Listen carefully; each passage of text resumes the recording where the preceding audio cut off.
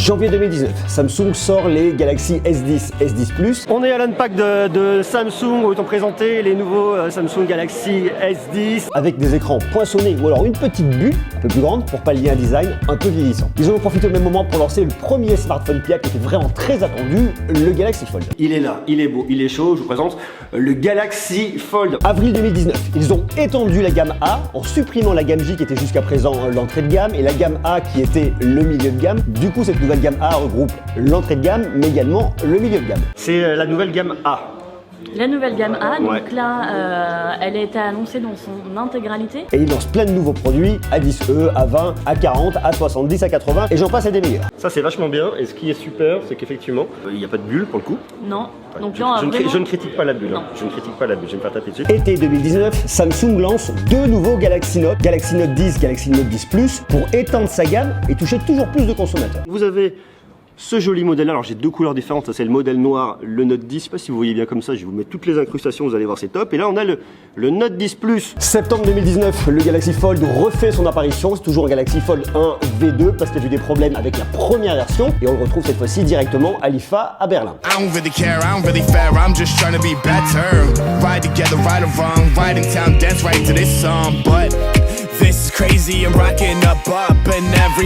J'ai déjà présenté la première version du Galaxy Fold il y a quelques temps à Paris.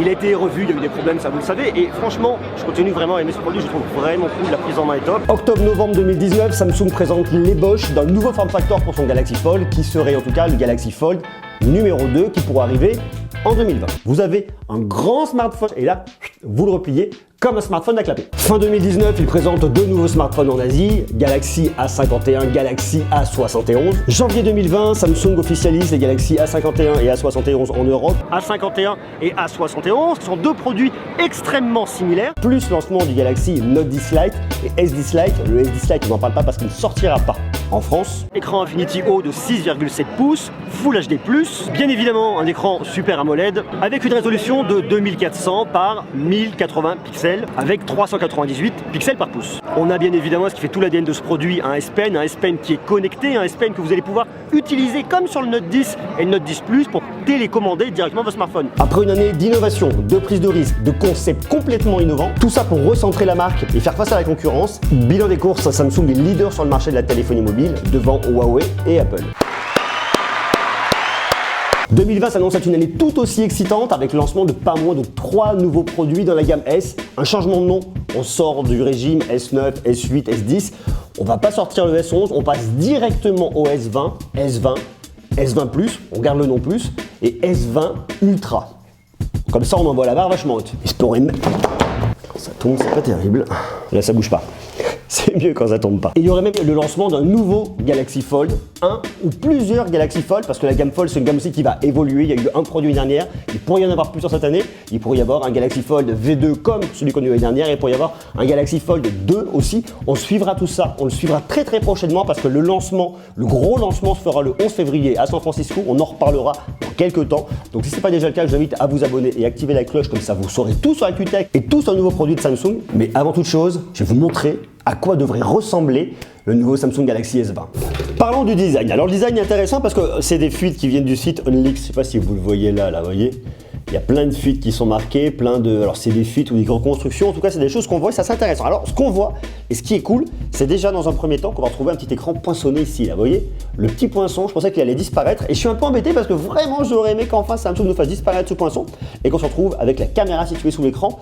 Mais non, elle est là, elle est toujours présente. Bon, écoutez, pourquoi pas. Par contre, ce qui est intéressant, c'est pas tant du côté de la face avant parce qu'elle va rester un petit peu dans ce qu'on avait l'année dernière en termes de design, des mentons très fins, des smartphones toujours bien léchés, des écrans incurvés. C'est ici, au niveau de la caméra arrière, on va se retrouver avec plein de caméras. Je vais vous expliquer ça dans quelques instants. Un module photo rectangulaire, un petit peu comme ce qu'on trouve au niveau du Pixel 4 de Google. Un peu en tout cas dans cette typologie de produit qui marche plutôt bien. On l'a également là-dessus, vous voyez. Là, c'est un peu différent, vous voyez. Il nous le présente comme ça avec le petit flashlight qui est là. Là, il a été déplacé. En tout cas, même si c'est pas exactement la même chose, ils sont tous d'accord sur le fait de dire qu'on va avoir un poinçon, sur le fait qu'on va avoir un écran incurvé, des bords extrêmement fins, sur le fait d'avoir un positionnement d'appareil photo sur le côté. Il y a même des documents qui ont été sortis. Ça, c'est un smartphone qui a été photographié en train de s'allumer. On voyait bien Samsung Galaxy S20 Plus 5G. Et il y a même eu un screen qui a été fait au dos. Alors regardez, si vous regardez bien, ça c'est assez drôle. Confidentiel, pas de photos, c'est un smartphone qui n'est pas fait pour la vente. Et c'est quelque chose qui ne doit absolument pas sortir, il doit y avoir aucun leak dessus. Bon bah pour le coup ça a été loupé, c'est sorti. Et ce qu'on voit, c'est assez intéressant. On retrouve une fois de plus ce module rectangulaire ici. Et surtout, c'est le nombre d'appareils photo qu'on va compter. On en a 1, 2, 3, 4.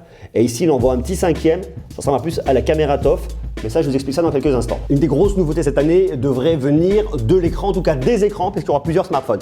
Et notamment avec un taux de rafraîchissement de 120 Hz. Alors, je ne sais pas si vous suivez l'ActuTech, je ne sais pas si ça vous intéresse, je ne sais pas si vous êtes branché sur les réseaux d'ailleurs. Si ce n'est pas le cas, je vous invite à bien me rejoindre sur Twitter, Instagram et compagnie. Tout simplement parce que OnePlus a annoncé aussi un écran 120 Hz avec un taux de rafraîchissement de 120 Hz. Et c'est justement ce qu'on va retrouver dans ces nouveaux smartphones de Samsung. Les trois modèles, S20, S20 Plus, S20 Ultra, auront tous les trois un écran de 100 Hz. Et c'est très drôle parce que justement, qui fabrique l'écran de OnePlus, le prochain écran en 120 Hz, je vous le donne dans le mille, c'est Samsung. Samsung Display, qui est la partie écran de Samsung. Donc là, ça serait une capture d'écran qui a été faite du smartphone, en tout cas une photographie du smartphone qui nous affiche bien effectivement le taux de rafraîchissement, soit 60 Hz, qui est un peu un classique, soit 120 Hz. On pourrait se dire, ok, qu'est-ce que ça m'apporte du 120 Hz? Mes yeux ne voient pas du 120 Hz, je suis d'accord, bon pourquoi pas. Mais en fait, l'expérience, si vous regardez, et si vous avez déjà regardé des écrans qu'on peut retrouver en 120 Hz, notamment le Razer Phone 2 ou alors pourquoi pas 90 Hz avec le OnePlus 7 Pro, OnePlus 7T Pro et compagnie, il faut le voir pour réellement s'en rendre compte, mais vous verrez beaucoup plus de détails, vous verrez plus d'action, les choses vous paraîtront moins saccadées, beaucoup plus fluides et beaucoup plus agréables à regarder. C'est ça qui va vous apporter un écran 120 Hz, c'est beaucoup plus de confort pour vos yeux. Et il vous le marque ici, lorsque vous êtes en résolution haute, c'est-à-dire en 120 Hz, vous allez avoir des animations qui sont beaucoup plus réalistes et un scrolling qui sera beaucoup plus fluide. Par contre, il vous le marque ici, si vous passez en 60 Hz, vous aurez une batterie qui durera plus longtemps parce que forcément, le 120 Hz va venir consommer davantage. Au-delà de ça, on va avoir effectivement des écrans de taille différente. Au niveau du Galaxy S20, vous allez avoir un écran de 6,2 pouces. Full HD+, dans tous les cas sont des écrans dynamiques AMOLED. Pour le S20 Plus, vous aurez un écran de 6,7 pouces, tandis que pour le S20 Ultra, vous auriez un écran de 6,9 pouces. Pour le S20 Plus et pour le S20 Ultra, vous aurez des écrans Quad HD. Alors ce qui est très intéressant, c'est que le ratio va changer. L'année dernière, vous avez du 19/9e, là on va passer sur du 20/9e, c'est-à-dire un peu plus long, légèrement plus long. Sur du Quad HD, vous aurez une résolution de 3200 par 1440 pixels. Alors que si vous comparez avec un écran d'un Galaxy Note 10 Plus, vous avez également du Quad HD en 3040 par 1440 pixels. On va donc sur quelque chose qui est un peu plus long, qui peut être pas mal pour regarder certaines séries au format 21/9e.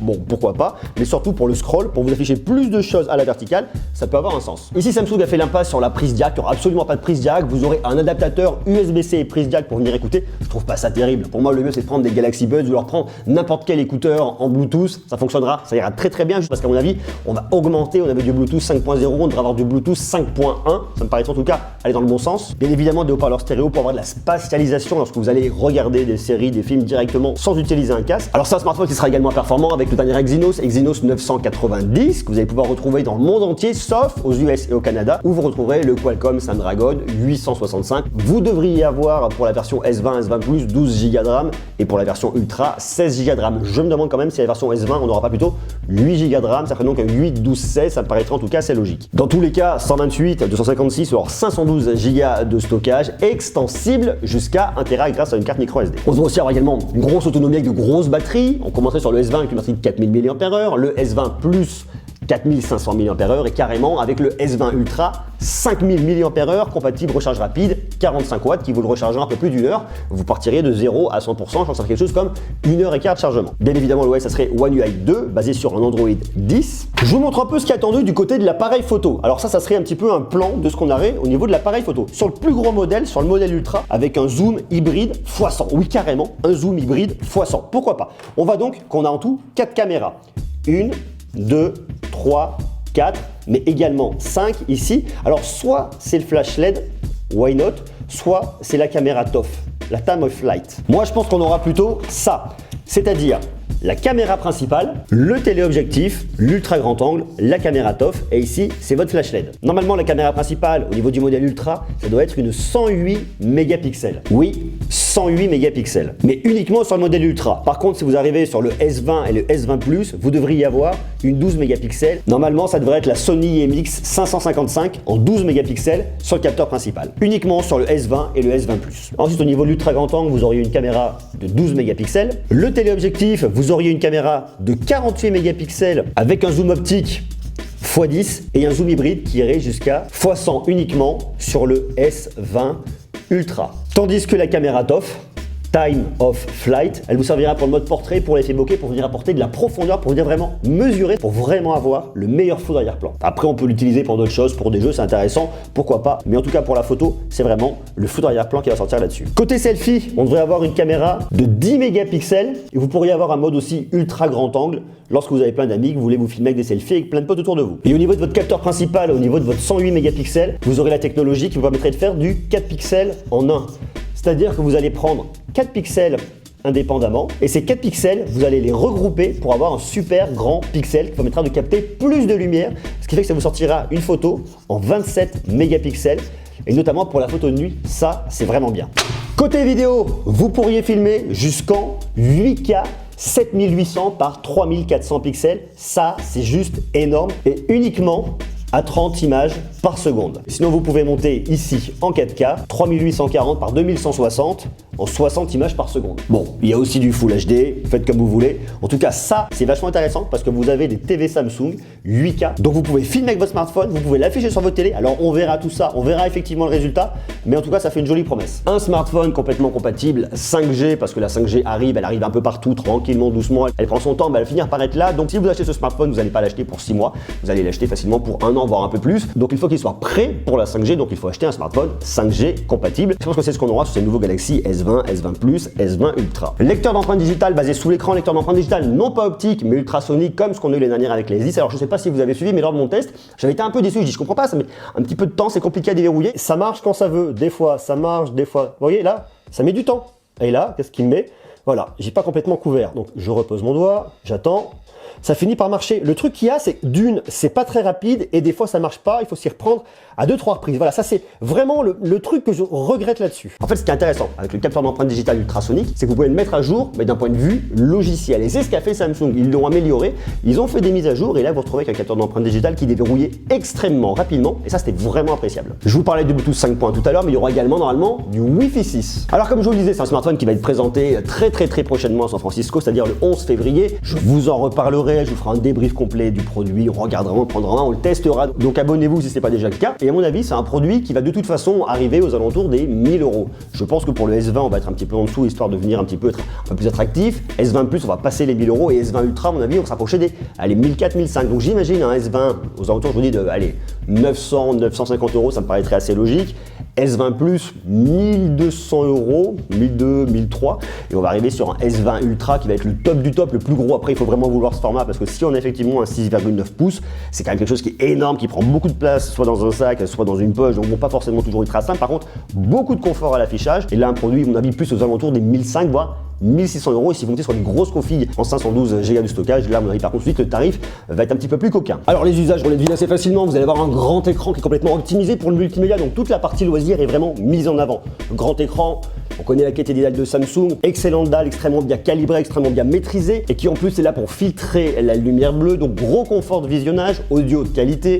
Lorsque vous allez l'écouter comme ça devrait vraiment fonctionner. Néanmoins, pour augmenter l'expérience, vous passez par un casque Bluetooth et là vous allez sublimer l'histoire. On profite bien évidemment d'un grand écran aussi pour aller regarder ses réseaux sociaux. On profite effectivement derrière de performance pour activer la caméra, pour prendre de meilleures photos et notamment avec le capteur de 108 mégapixels. Donc derrière, il faut des grosses capacités de calcul. Donc on est aussi là pour le côté prise de photos, partage sur les réseaux sociaux, un grand écran pour venir scroller, profiter toujours plus d'une meilleure expérience immersive, une grosse batterie pour beaucoup d'autonomie. Donc un smartphone que vous allez emmener partout avec vous et vous n'allez pas vous poser la question est-ce qu'il va tomber en rate de batterie, oui ou non. Un gros focus aussi fait sur la vidéo parce que le partage vidéo c'est quelque chose qui augmente beaucoup, notamment avec des réseaux comme TikTok. Un scroll amélioré lorsque vous allez bien naviguer sur vos réseaux sociaux grâce à un écran 120 Hz et toute la partie gaming avec la performance derrière avec l'écran 120 Hz. Donc on a un produit qui est vraiment complet à 360 degrés, que ce soit pour le multimédia, que ce soit pour le visionnage, que ce soit pour le gaming ou pour le multitâche, pour l'usage que vous voulez en faire. Avec un écran de 6,9 pouces, 6,7 pouces, vous allez pouvoir faire du multitâche sans aucun problème. On a donc un produit qui s'annonce être extrêmement complet, plein de performances, qui va probablement faire plein de belles promesses.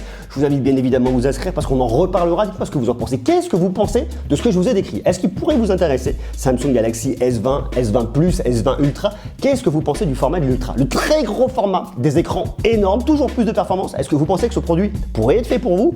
Oui, non, pourquoi? Marquez-moi tout ça ça, est-ce que vous pourriez tenter et si oui, à quel prix? Ça, c'est vraiment très important parce que forcément, le facteur prix, il est extrêmement important. On est sur des produits premium, des produits qui coûtent très cher. Et aussi, est-ce que vous pensez qu'en même temps vont être présentés des nouveaux Galaxy Fold? Et si oui, qu'est-ce que vous en attendez? Vous marquez tout ça en bas, en commentaire. Quant à nous, on se retrouve dès demain pour continuer à parler tech. Et croyez-moi, il y a plein de choses à dire.